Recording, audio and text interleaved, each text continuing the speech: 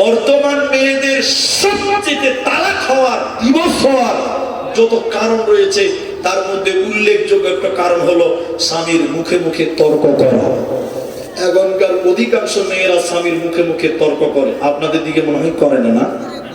স্বামীর কথা মতো দুনিয়া গড়ে, স্বামীর কথা মতো যে মেয়েটা সংসার করে, এই মেয়েটার জন্য আল্লাহ জান্নাতের আরেকটা দরজা খুলে দিবে।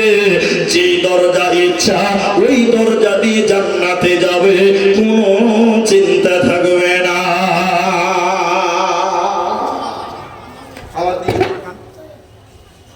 আমার দিকে একটু তাকান। কি হলো ভাই?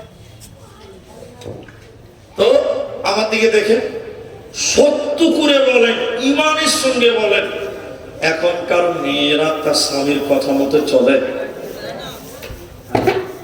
বিয়ে করেনি তাও মাথা হিলেছে, ওর এখনো বিয়ে হয়নি তাও মাথা হিলেছে। বলুন, এখনকার মেয়েরা তার স্বামীর কথা শুনে একটু হ্যাঁ বলেন। ভয় করছেন নাকি মেয়েদেরকে?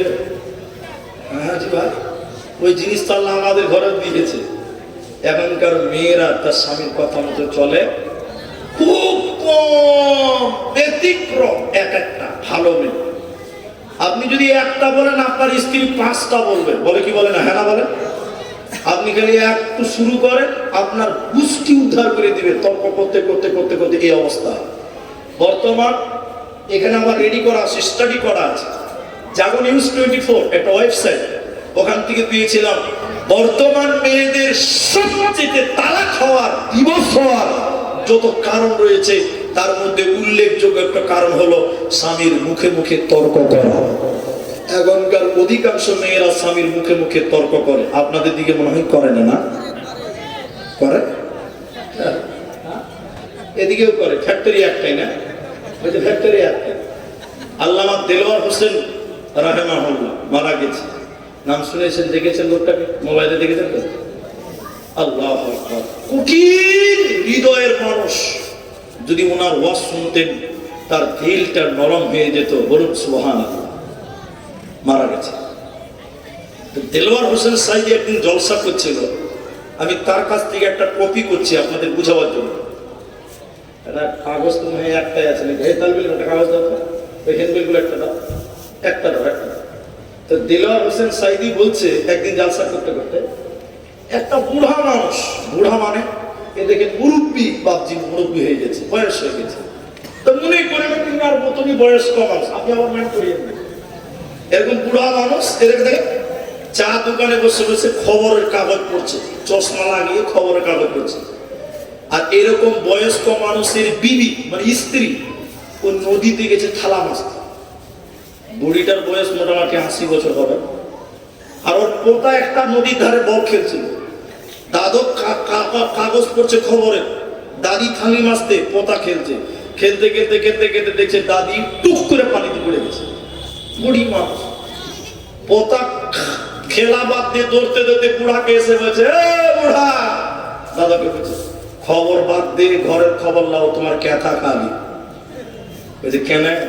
বলছে তোমার বউ আমার দাদি থালি মাছতে গেছিল, আমি নিজের চোখে দেখলাম টুক করে পানিতে পড়ে গেছে। আর ভাদর মাসের নদী। বুড়া কাগজের এমরে নিয়ে বলছে, চরে ভাই তোর বুড়ি লাশটা খুঁজে বার করি, বুড়িকে তো দাফন করতে হবে। চলে দাদু পোতাতে লাশ খুঁজছে, নদীতে নেমেছে। আপনারা মুখ করে বলে লাশ কোথা পাওয়া যাবে? উজানে পাওয়া যাবে না ভাটিতে পাওয়া যাবে? ভাটিতে পাওয়া যাবে। এই বুড়া এরকম খবরের কাগজ বগলিতে দিয়ে খুঁজতে খুঁজতে উজানে দিয়েছে, মানে নদীর উপর দিকে দিয়েছে। পোতা সোজা করে বলছে, বুড়া, বুড়ি নিয়ে কি নেটওয়ার্ক বন্ধ হয়ে গেছে? বলছে কেন ভাই? বলছে লাশ খুঁজছেন আপনি, উজানে দিয়েছেন, আপনার হুঁশ হয়েছে, উজানে পাওয়া যাবে? বুড়িকে তো নিচে পাওয়া যাবে, ভাটিতে পাওয়া যাবে। বুড়া এবার কোমর সোজা করে পোতাকে বলছে, হবে বুড়িটা তোর না আমার?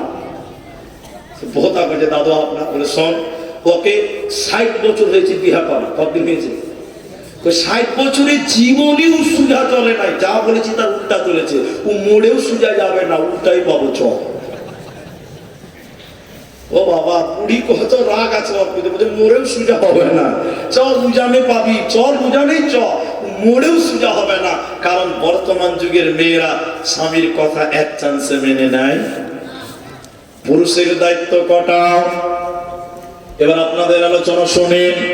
আল্লাহ তাবারাক ওয়া তাআলা বলেন, আর-রিজালু কাওয়ামুনা আলান নিসা। খুব মনোযোগী দিয়ে আপনাদের ডিউটি গুলো, পুরুষদের ডিউটি গুলো শোনেন। আল্লাহ বলেন, তামাম পৃথিবীতে যত নারী আছে, যত মহিলা আছে, এই মেয়েদের গার্জেন বানালাম আমি পুরুষদেরকে, অভিভাবক বানালাম পুরুষদেরকে, হাকিম বানালাম পুরুষদেরকে, নেতা বানানো হলো পুরুষদেরকে। এর হাকিমের দল, নেতার দল, তোমাদের অধীনে তোমাদের বিবিরা থাকবে। তোমাদের নেতা বানালাম কেন? কিসের কারণে আপনি গার্জেন? কেন আপনি গার্জেন? গার্জেন হয়েছেন বলে খুশিতে আত্মহারা হওয়া চলবে না। আল্লাহ আপনাকে কয়েকটা ডিউটি দিয়েছে।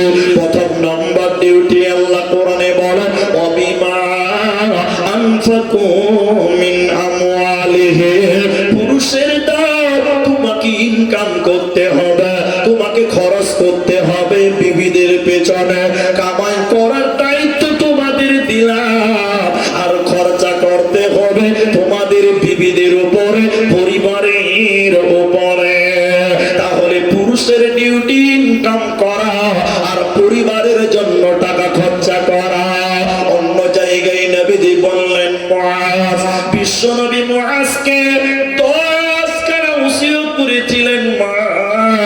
বিআশরি কালিমাতি, মুআজ রে, আমি তোমাকে 10টা ব্যাপারে ওসিয়ত করলাম, তুমি সেগুলো মেনে নিও এবং তামাম পৃথিবীর লোকদের 10টা কথা জানিয়ে দিও।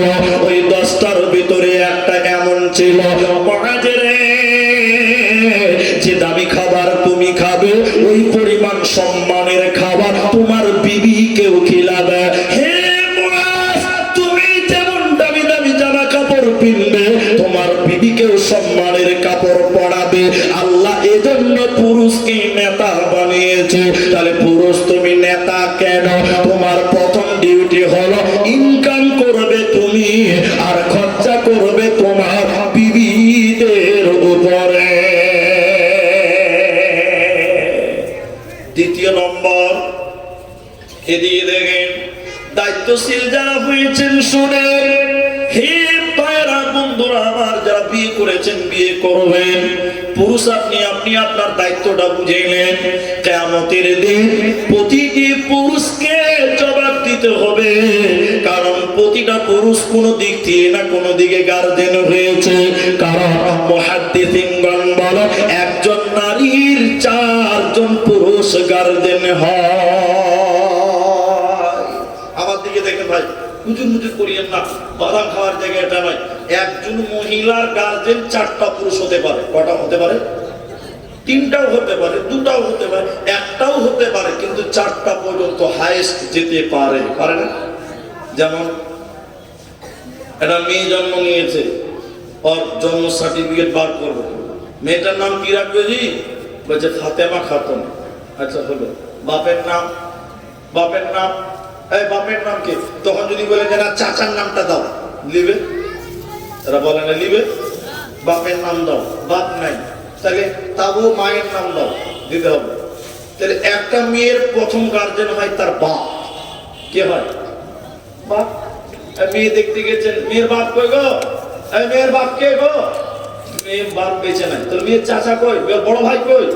তারপরে অন্য কাউকে খুঁজে, ঠিক বলুন তবে? তাহলে মেয়ের প্রথম গার্জেন কে হয়? এরা বলে না বাপ। বাপ বাপ যদি মারা যায়, পাগল হয়ে যায়, বিদেশে 10 বছরের জন্য কুয়েত চলে যায়, সৌদি চলে যায়, এই বাপের অবর্তমানে এই মেয়েটার গার্জেন হবে তার বড় ভাই। ঠিক বলো না ভাই? কিন্তু ভাই যদি বিয়ে দিয়ে দেয়, এই মেয়েটার 3 নাম্বার গার্জেন হলো তার স্বামী। জি ভাই, ঠিক বললাম না? স্বামী যদি মারা যায়, মুহাদ্দিসিনগণ বলেন এই মেয়েটার গার্জেন হয় নিজের পেটের সন্তান। মেয়ে কোনোদিন গার্জেন হতে পারে না। এজন্য আলেমদের জিজ্ঞাসা করবেন, মেয়ে কোনোদিন মেয়েদের বিয়ে দিতে পারে না, গার্জেন কোনোদিন নারী হতে পারে না। মেয়েটার স্বামী যদি মারা যায়, ওর গার্জেন হবে তার পেটের সন্তান। মা যদি বাপের বাড়ি যায়, ভাইয়ের বাড়ি যায়, বোনের বাড়ি যেতে হয়, নিজের পেটের সন্তানকে বলে যেতে হবে। এটাই শরীয়ত, এটাই বিধান।